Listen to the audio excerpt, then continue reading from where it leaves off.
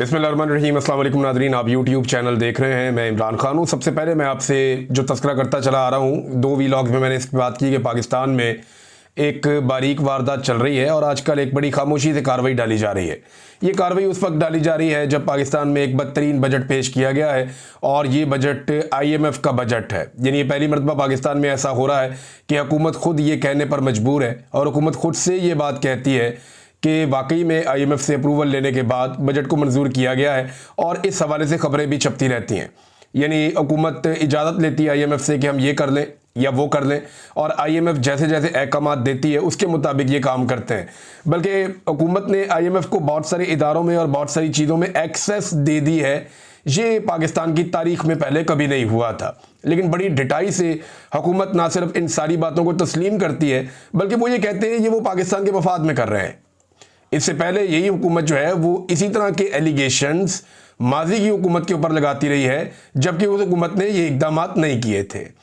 पहले जो है वो महंगाई भी ऐसे नहीं थी, हालात भी ऐसे नहीं थे। अच्छा, बहरहाल वो बारीक वारदात है, उसकी तरफ आ जाते हैं।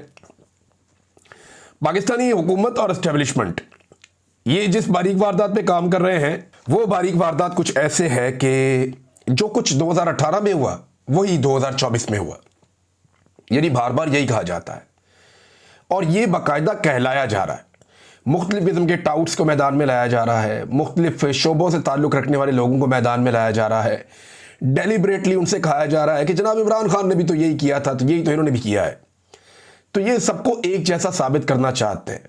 देखिए, इमरान खान को नीचे नहीं गिरा सके ना, या नवाज शरीफ को ऊपर नहीं उठा सके, तो वो कोशिश कर रहे हैं कि दोनों को एक बराबर करने के कुछ इम्कानात पैदा किए जाएं और इसके लिए नए से नए टाउट्स को मैदान में उतारा जा रहा है कि जनाब 2018 में भी तो यही हुआ था, वो भी तो इलेक्शन ऐसे ही था। तो पाकिस्तानियों की मेमोरी क्या कमज़ोर है या पाकिस्तानियों को ऐसे बेवकूफ़ बनाया जा सकता है? मैं कुछ फैक्ट्स आपके सामने रख देता हूं कि 2024 में ऐसा क्या कुछ हुआ जिसका आप 2018 में अंदाज़ा भी नहीं लगा सकते थे, या 2018 में आप उसके बारे में सोच भी नहीं सकते थे जो कुछ 2024 में हुआ। 2018 का इलेक्शन एक ऐसा इलेक्शन था जैसे इलेक्शन पाकिस्तान में होते हैं। एस्टेब्लिशमेंट 19-20 करती रहती है हर इलेक्शन के अंदर, जहां उनका दाव लगाता है वो थोड़ा बहुत कार्रवाई डाल देते हैं। लेकिन 2024 का पूरा इलेक्शन जैसे डिजाइन किया गया, जैसे लड़वाया गया, जैसे उसके नताइज बनाए गए, ये पाकिस्तान की तारीख में इससे पहले कभी ऐसा इलेक्शन, ऐसा घटिया इलेक्शन हुआ ही नहीं। अब जरा चंद चीजें मैं आपके सामने रखता हूं और ये चंद चीजें मैं कह रहा हूं, ये बहुत सारी भी रख सकता हूं, लेकिन रिकॉर्ड की दुरुस्ती के लिए चीजें मैं आपके सामने रख रहा हूं। नंबर 1, 2018 में तमाम सर्वेज में पाकिस्तान तहरीक इंसाफ मकबूल तरीन जमात थी, लिहाजा उनकी हुकूमत बन गई। लेकिन 2024 के इलेक्शन में तमाम सर्वेज में पाकिस्तान तहरीक इंसाफ मकबूल तरीन जमात थी, लेकिन उन्हें हुकूमत नहीं बनाने दी गई। नंबर 2, 2018 में कोई MNA अगवा नहीं हुआ था, ना कोई MPA अगवा हुआ था। यानी जो इलेक्शन लड़ रहे हैं MNA MPA ये अगवा नहीं हुए थे, लेकिन 2024 में ऐसा हुआ। 2018 में कागजात नामजदगी जो जमा करवाने के लिए MPAs या MNAs जा रहे थे उनसे कागजात नामजदगी नहीं छीने गए थे। 2024 में ऐसा हुआ। 2018 में जो तायीद कुनिंदा और तजवीज़ कुनिंदगान हैं उन्हें अगवा या लापता नहीं किया गया था, लेकिन 2024 में ऐसा किया गया। 2018 में किसी सियासी जमात का निशान नहीं छीना गया था, लेकिन 2024 में सबसे बड़ी सियासी जमात का और सबसे मकबूल सियासी जमात का इंतखाबी निशान छीना गया। 2018 में किसी भी सियासी जमात के 10,000 बंदे जेलों में बंद नहीं किए गए थे। चंद लोग बंद हो रहे थे जेलों में, वो हर पॉलिटिकल पार्टी के हो जाते हैं। हाँ, नवाज शरीफ और मरियम नवाज खुद बाहर से आकर उन्होंने कुर्बानी दी थी, जनाब हम जेल जा रहे हैं, इससे उन्हें पॉलिटिकल फायदा भी हुआ था। लेकिन एक पॉलिटिकल पार्टी को 10,000 बंदे जेलों में डाल दिए जाएं, ये 2024 में ही हुआ है। कागजात नामजदगी मुस्तरद नहीं किए गए 2018 में उम्मीदवारों के बड़े पैमाने पर, लेकिन यहां बड़े पैमाने पर उम्मीदवारों के कागजात नामजदगी मुस्तरद किए गए 2024 में। ब्यूरोक्रेसी को आरोज नहीं लगाया गया 2018 में, यह काम जजेस ने किया, लेकिन 2024 में ब्यूरोक्रेट्स को आरोज लगाया गया और उनसे धांधली करवाई गई। 2018 में चादर और चार दीवारी इनके ऊपर हमले नहीं हुए, लेकिन 2024 में 1 लाख के करीब छापे पड़े हैं और चादर और चार दीवारी के ऊपर हमले हुए हैं। 2018 में जबरी गुमशुदगियां नहीं हुई, अगवा बराए बयान नहीं करवाए गए।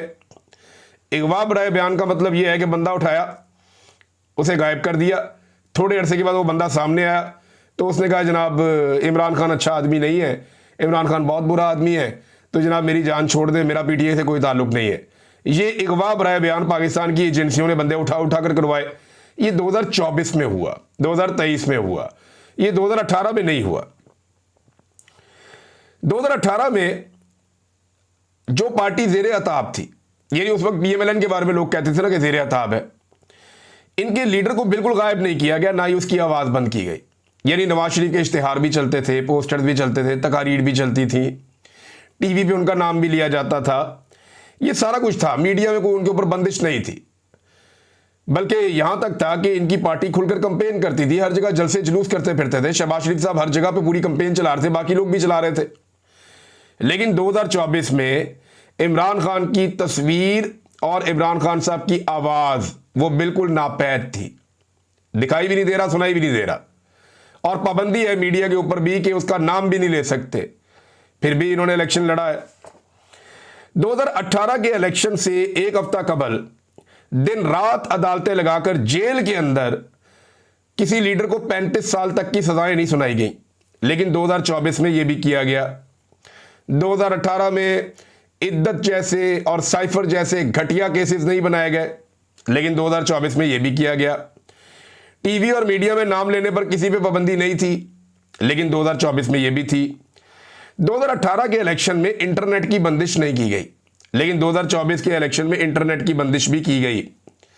2018 के इलेक्शन में आधी रात को आरओज नहीं बदले गए, 2024 के इलेक्शन में आधी रात को आरओज भी बदले गए। 2018 के इलेक्शन में रिजल्ट रोककर सबको इकट्ठा करके 17 सीटों वालों को जाली फॉर्म 47 ऑफर नहीं किए गए, लेकिन 2024 के इलेक्शन में जाली फॉर्म 47 ऑफर किए गए उस वक्त जब पाकिस्तान तहरीके इंसाफ 180 नशिस्तों पर वाज़ेह बर्तरी के साथ जीत रही थी, हालांकि इनके पास अपना इंतखाबी निशान भी नहीं था। तो तब नताइज को रोका गया, सबको बुलाया गया, बिठाया गया, डराया गया और ने कहा यार जनाब आपको जाली फॉर्म 47 दे सकते हैं। इन्होंने कहा जी दे, और फिर जाली फॉर्म 47 का सौदा हो गया।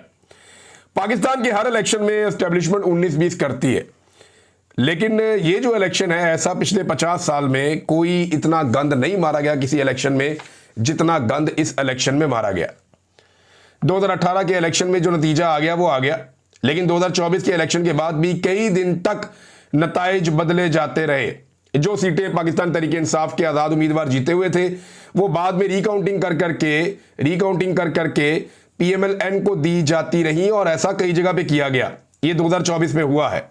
2018 के इलेक्शन के बाद कवानीन तब्दील नहीं किए गए, ट्रिब्यूनल्स तब्दील नहीं किए गए, लेकिन 2024 में धांधली को छुपाने के लिए ये सब कुछ किया गया। रिटायर्ड जजों को लगा दिया गया जनाब ये ट्रिब्यूनल्स हैं और ये सुनेंगे धांधली के मामला। तो ये सब कुछ किया गया 2024 के इलेक्शन में। हत्ता के आइन भी तब्दील कर दिया गया 2024 के इलेक्शन को बचाने के लिए। अदलिया का स्ट्रक्चर भी तबाह कर दिया गया। और एक बड़ी इंपॉर्टेंट चीज कि लेवल प्लेइंग फील्ड थी 2018 में, यानी नवाज शरीफ और मरियम नवाज जेल में थे, इसका फायदा तो पीएमएलएन को हो रहा था, और अगर वो जेल में ना भी होते तो भी पीएमएलएन को कोई बहुत बड़ा फायदा नहीं होना था, वो एक बराबर था, क्योंकि कंपेन तो ऑलमोस्ट इन्होंने अपनी पूरी की थी। लेकिन दूसरी जानिब लेवल प्लेइंग फील्ड मौजूद नहीं थी 2024 में। 2024 में पाकिस्तान तहरीके इंसाफ का झंडा नहीं उठाया जा सकता था, नारा बुलंद नहीं किया जा सकता था, तहरीके इंसाफ का दफ्तर नहीं खोला जा सकता था, तहरीके इंसाफ का कैंप नहीं लगाया जा सकता था, तहरीके इंसाफ इमरान खान का पोस्टर नहीं लगाया जा सकता था। इतनी बर्बरियत के बावजूद 2024 के इलेक्शन में अवाम ने पाकिस्तान तहरीके इंसाफ को कामयाब बनाया था। अब बहुत सारे टाउट्स ये कोशिश कर रहे हैं कि किसी तरह से ये साबित करें कि 2018 और 2024 एक जैसा था। ये जमीन और आसमान का फर्क है, ये एक जैसा नहीं हो सकता। मैं मानता हूं पाकिस्तान की एस्टेब्लिशमेंट ने हमेशा घटिया काम किया है। मैं मानता हूं पाकिस्तान की एस्टेब्लिशमेंट ने हमेशा अवाम का मैंडेट चोरी करने की कोशिश की है। मैं मानता हूं पाकिस्तान की एस्टेब्लिशमेंट ने हर इलेक्शन के अंदर अपना घटिया और गंदा किरदार अदा किया है, लेकिन 2024 में जो उन्होंने किया उसका मुकाबला उनके माजी के रिकॉर्ड के साथ आप नहीं लगा सकते। हां, सिर्फ एक इलेक्शन है जिसमें बांग्लादेश टूटकर उसके बाद दो टुकड़े हो गया था, जब याह्या खान ने इलेक्शन नहीं माना, जब नतायज को तस्लीम नहीं किया जुल्फिकार अली भुट्टो ने, तो उस वक्त पाकिस्तान दो लख्त हो गया था, दो टुकड़े हो गया था पाकिस्तान। लेकिन ये 50 साल पुरानी, उससे भी पहले की 55 साल पुरानी बात है। हकीकत ये है कि एस्टेब्लिशमेंट बहुत बुरी है, लेकिन इतना डरावना किरदार एस्टेब्लिशमेंट ने पहले कभी अदा नहीं किया जो 2024 में किया। तो इन दो चीजों को मिलाने वाले लोग बारीक वारदात डाल रहे हैं, मैंने आपके सामने रख दिया। एक और दो चीजें मिलाई जाती हैं। ये कहा जाता है कि जी नवाज शरीफ ने भी तो जेल काटी है, जरदारी ने भी तो जेल काटी है, तो इमरान खान भी तो जेल काट रहा है। तो इमरान खान की जेल में जनाब उनकी मुलाकात भी हो जाती है, इमरान खान को जेल में ये भी मिला हुआ है, वो भी मिला हुआ है। ओ भाई, कख नहीं मिला हुआ। जेल के अंदर इमरान खान साहब को जो सहूलतें हैं ना, वो उन सहूलतों का 10% भी नहीं है जो जरदारी और नवाज शरीफ को मिली हुई थी। इमरान खान जिस सेल के अंदर बंद है ना, नवाज शरीफ और जरदारी ने शायद अपनी जिंदगी में एक दिन भी ऐसे सेल के अंदर नहीं गुजारा हुआ। छोटे से सेल के अंदर 6x8 के सेल में इमरान खान साहब बंद हैं, उसके अंदर ही उनकी पूरी जिंदगी है। लग्जरी उनकी ये है कि उन्हें सिर्फ किताब मिल जाती है पढ़ने के लिए, जबकि जरदारी और नवाज शरीफ का किताब के साथ दूर दूर का कोई ताल्लुक ही नहीं है। उन्हें तो और बहुत कुछ चाहिए होता है जो सारा कुछ उन्हें मिल जाता था। यानी नवाज शरीफ साहब के लिए एसी तक लगा हुआ था जेल में, और जेल से मुलेका जो स्वीट्स होते हैं जिनके अंदर एक क्लास होती है जो मिलती है लीडर्स को, वो इन दोनों को मिलती थी। और इन दोनों का रिकॉर्ड है कि चंद महीनों से ज्यादा ये कभी भी जेल नहीं काट सके, ये हमेशा बीमार हो जाते थे और मेडिकल ग्राउंड्स के ऊपर ये अस्पतालों में और बेहतर जगहों पे शिफ्ट हो जाते थे। ये इन खानदानों का और इनकी जमातों का रिकॉर्ड है। इमरान खान पाकिस्तान का वो वाहिद लीडर बनता चला जा रहा है जो जेल के अंदर ही पड़ा हुआ है और एक दिन भी अस्पताल दाखिल नहीं हुआ, एक दिन भी बीमारी का बहाना नहीं बनाया। तो ये भी फर्क जमीन और आसमान का है। इन दोनों चीजों को इकट्ठा करके कुछ लोग कार्रवाई डालते हैं, कुछ लोग गेम डालने की कोशिश करते हैं और साबित करना चाहते हैं कि इमरान खान और ये बाकी लोग एक जैसे हैं। एक और चीज के ऊपर कार्रवाई हो रही है। पाकिस्तान का वो मीडिया जो इमरान खान का नाम नहीं चला सकता, वो मीडिया जो नेतन्याहू और मोदी की तस्वीर तो दिखा सकता है, इमरान खान की तस्वीर नहीं दिखा सकता। पाकिस्तान का वो मीडिया जो पाकिस्तान के दुश्मनों को तो सुनवा सकता, उनके बयानात सामने ला सकता है, लेकिन इमरान खान का बयान सामने नहीं ला सकता। उस मीडिया के लोग जब ये आपसे बार बार डिमांड करें कि इमरान खान ने अभी तक ट्वीट क्यों नहीं किया इसराइल के बारे में, तो फिर आप समझें कि ये मुनाफकत हो रही है। चले फर्ज करें इमरान खान ने अभी ट्वीट नहीं किया, या हो सकता है एक दो दिन में उनकी फिर मुलाकात है, वो फिर दोबारा कोई ट्वीट कर दें, उनका स्टेटमेंट कोई ईरान के बारे में भी बाहर आ जाए, हो सकता है आ जाए, हो सकता है ना आए। लेकिन मामला यह है कि जो माजी के इमरान खान साहब के जितने बयानात हैं जो उन्होंने इसराइल के खिलाफ दिए हैं, या वो बयानात इमरान खान साहब के जो उन्होंने फलस्तीनियों के हक में दिए हैं, वो तमाम बयानात क्या पाकिस्तान का मीडिया आज दिखा रहा है? या पाकिस्तान का मीडिया उस वक्त दिखा पाया जब जेल से बैठकर इमरान खान साहब ने वो बयानात दिए? आज सारे मीडिया को बहुत जल्दी है कि इमरान खान का बयान क्यों नहीं आ रहा। मीडिया से मैं एक सवाल करता हूं कि इमरान खान ने पिछले जो 10 बयानात दिए हैं उनमें से कितने हैं जो आपने अपने चैनल्स के ऊपर चलाए और सुनवाए? नहीं सुनवाए ना, नहीं चलाए। तो फिर आप ये मुनाफकत क्यों करते हैं कि उसका बयान आपको हर हाल में चाहिए? जो लोग बाहर फिर रहे हैं उनके बयानात आपको नहीं चाहिए। वजीर आजम से बयान का नहीं पूछते, आर्मी चीफ से बयान का नहीं पूछते, आप नवाज शरीफ से बयान का नहीं पूछते, आप जरदारी से बयान का नहीं पूछते, इन बाकी लोगों से आप नहीं पूछते कि तुम्हारा बयान क्या और तुम क्यों नहीं बयानियां दे रहे हो, तुम क्यों नहीं बात कर रहे। इमरान खान से पूछते हैं। तो ये भी एक तरह की मुनाफकत है जो पाकिस्तान में की जा रही है। और अब नाजरीन, जो फील्ड मार्शल साहब की मुलाकात हुई है डोनाल्ड ट्रंप से, इसमें पाकिस्तान तहरीक इंसाफ में एक मायूसी पैदा हुई है। स्पेशली ओवरसीज पाकिस्तानियों ने, उन्होंने बड़ी मेहनत की थी और उन्हें लगता था कि डोनाल्ड ट्रंप जब भी पाकिस्तान के हवाले से या पाकिस्तान के साथ कोई बात करेगा तो वो इमरान खान साहब के हवाले से जरूर बात करेगा कि उनके साथ नाइंसाफी हो रही है। लेकिन वो बातचीत शायद नहीं हुई या वो रिपोर्ट नहीं हुई अभी तक। हो सकता है आने वाले दिनों में रिपोर्ट हो जाए। तो मामला वही है जो इमरान खान साहब ने कहा था। इमरान खान साहब ने कहा था कि मुझे इंसाफ सड़कों पे मिलेगा, क्योंकि अदलिया की जो हालत हो गई है वो आपके सामने है। बैनुल-अक़वामी प्रेशर जहां से लगता था कि आएगा कि जनाब पाकिस्तान में इंसाफ किया जाए, वो सूरत हाल भी आपके सामने है। तो ऐसी सूरत हाल में इमरान खान साहब को सड़कों पे ही इंसाफ मिलेगा, क्या पाकिस्तान तहरीक इंसाफ सड़कों पर निकल के इमरान खान साहब को इंसाफ दिलवा पाएगी? ये एक ऐसा सवाल है जो अब मेरे ख्याल में उठाने का उतना फायदा नहीं है, क्योंकि पाकिस्तान तहरीक इंसाफ की लीडरशिप ने बार बार मौका ज़ाया किया।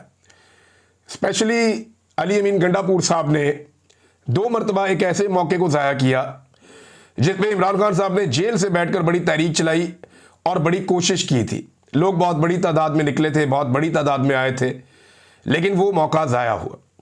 और पाकिस्तान तहरीक इंसाफ की जो मौजूदा लीडरशिप है वो एक मरतबा फिर कोशिश तो कर रही है कि एहतजाज का मोमेंटम बनाए। और जितने लोगों को एस्टेब्लिशमेंट ने ट्रक की बत्ती के पीछे लगाया हुआ था कि इमरान खान साहब बाहर आ जाएंगे, इतने अरसे में बाहर आ जाएंगे, चीज़ें बेहतर होने जा रही हैं, वो सारे लोग अब एस्टेब्लिशमेंट से भी बहुत मायूस हैं, क्योंकि एस्टेब्लिशमेंट ने उन्हें फिर से धोखा दिया है। जैसे ही एस्टेब्लिशमेंट को थोड़ा सा रूम मिला, उनके थोड़े से ताल्लुकात जो है वो अमरीकी इंतजामिया के साथ कुछ थोड़ी बातचीत बनी, को मुलाकात का माहौल बन गया। दूसरा, जैसे ही एस्टेब्लिशमेंट को जो है वो इंडिया की लड़ाई के बाद थोड़ा सा कुशन मिला, तो फौरी तौर पे एस्टेब्लिशमेंट का रवैया बदल गया। अब उन्हें इस बात से कोई सरोकार नहीं है, या फिलहाल जब तक कि वो मुश्किल में नहीं आते, या फिलहाल जब तक कि वो फंस नहीं जाते, तब तक वो ये धोखा जारी रखेंगे। ये बज़ाहिर दिखाई दे रहा है। अब इसमें पाकिस्तान तहरीक इंसाफ के वो लोग जिन्होंने उम्मीद बांधी हुई थी कि एस्टेब्लिशमेंट को हम राज़ी कर लेंगे, उन्हें एक बड़ा झटका लगा है। जो मफामती ग्रुप था पाकिस्तान तहरीक इंसाफ में, तो तहरीक इंसाफ के पास अब मुज़ामत के अलावा कोई और रास्ता बाकी नहीं है। और मौजूदा हुक्मरानों में तो जमहूरियत इतनी है बेचारों में कि बिलावल ने ट्वीट करके, आपको हैरत होगी वैसे, हालात इनके ये हैं कि आर्मी चीफ ने अमेरिका में जो तकरीर की, उस तकरीर में हुक्मरानों को कुत्ते से तशबीह दी। जैसे उन्होंने कहा कि अगर कोई डॉग भी आपके ऊपर, वहाँ पे एक सहाफ़ी है वो रिपोर्ट कर रहे थे, अगर कोई डॉग भी आपके ऊपर हुक्मरान है और वो अच्छे काम करता है तो आपको उसको सपोर्ट करना चाहिए। तो कुत्ते के साथ एक हुक्मरान को तशबीह देना आर्मी चीफ की जानिब से, इसके बावजूद मौजूदा हुकूमत का बिल्कुल खामोश रहना, ये बड़ा इंटरेस्टिंग है। आर्मी चीफ कुछ और भी अगर कह देते इस हुकूमत को या किसी भी हुकूमत को, तो इन्होंने बिल्कुल नहीं बोलना था। सियासतदानों की जितनी मर्जी तौहीन हो, हुक्मरानों की जितनी मर्जी तौहीन हो, जूते पॉलिश जारी रहने चाहिए, क्योंकि इनको समझ आ गई है कि जब तक ये जूते पॉलिश करेंगे, इक़्तिदार की हड्डी इन्हें मिलती रहेगी। और जो हड्डी डालता है और जिसको हड्डी डालता है, फिर उसको वो वही समझता है जो आर्मी चीफ साहब ने कह दिया। अब मामला ये है कि इसके बावजूद किसी की गैरत नहीं जागी। और क्या किस्मत है बेचारे शहबाज शरीफ साहब की, कहीं से एक खिताब आ जाता है, कहीं से दूसरा खिताब आ जाता है, और इन्हीं खिताबात के बीच में वो चुप करके सर फेंक के जनाब इक़्तिदार के मज़े ले रहे हैं, और किसी लम्हे भी उन्हें गुस्सा नहीं आता, किसी लम्हे भी उनकी गैरत नहीं जागती। अब एक तो होगी ये चीज़। दूसरा, बिलावल जरदारी और पीपल्स पार्टी, यानी बिलावल जरदारी जो है वो फील्ड मार्शल का जो मुलाकात वाला मामला है डोनाल्ड ट्रंप के साथ, उसकी खुशखबरी कौम को अपने ट्विटर पे सुना रहे हैं।